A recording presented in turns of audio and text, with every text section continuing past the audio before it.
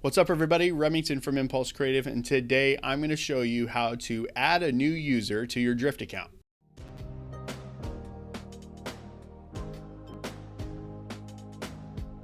All right, so once you've logged into your Drift account, the first thing you're going to do is go to Settings. Then you're going to click Team Settings, and then you're going to go ahead and click Users.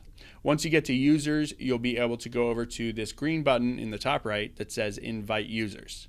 Now, the only way that this will work is if you are an admin or an account owner. And so when you click Invite Users, it will allow for you to start typing in the email addresses from your team.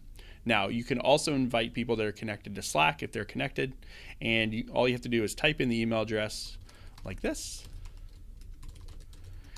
And notice that you get a red dialog if an email address already exists in the system, so you need to make sure that it's unique.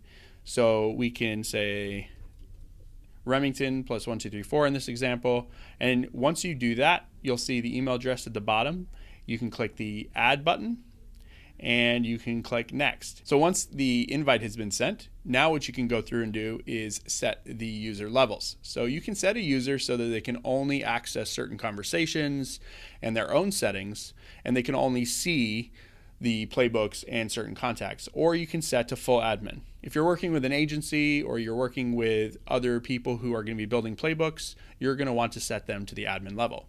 Once you've done that, you can go ahead and click the Invite One Person bubble, and you will see that the invitation has been sent. You'll get a green dialog that is going to show you exactly what just happened. If you want to go in and manage the users, just click View User Table, and you should see the users all listed out in your tool. And you'll notice that there's a Resend Invite button. If the person has not acknowledged and set up their account, this Resend Invite button will be there waiting for them. This will be a great way for you to know whether you have to follow up with that individual to get everything hooked up correctly.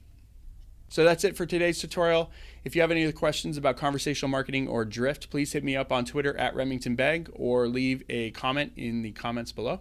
If you'd like to see other tutorials we've done, you can go ahead and you can do that right here. And if you'd like to subscribe to our videos, you can go ahead and do that right here. Until next time, I'm Remington from Impulse Creative. Have a great day.